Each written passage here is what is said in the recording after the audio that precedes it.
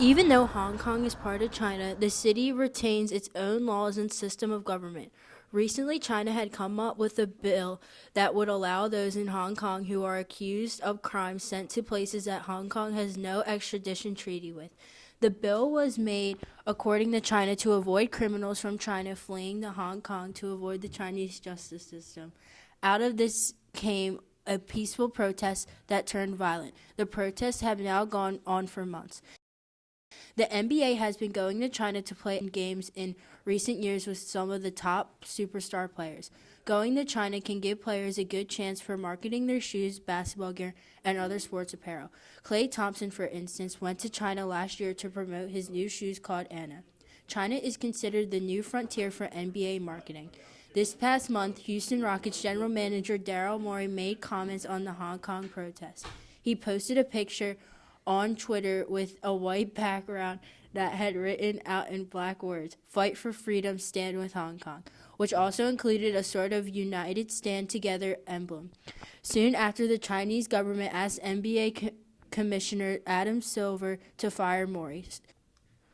All of this happened while the Lakers and Nets played their preseason game in China.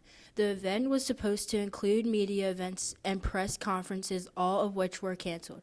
The game was played without much fanfare.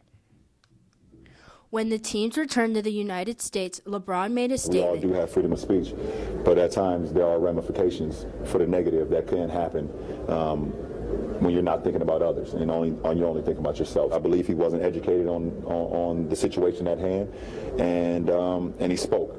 And so many people could have been harmed, not only financially, but physically, emotionally, spiritually.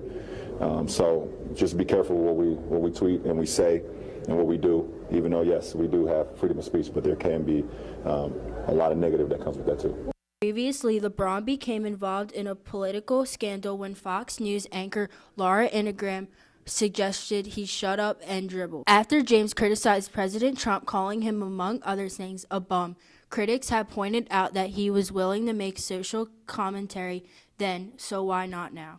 James has since backed away from his initial statements, saying he wasn't supporting the Chinese government by going after Morey's tweets.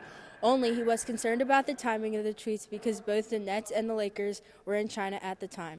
The NBA will have to continue situations like these for as long as they do business with the Chinese. For the Ruston Herald, I'm Taylor Gibbons.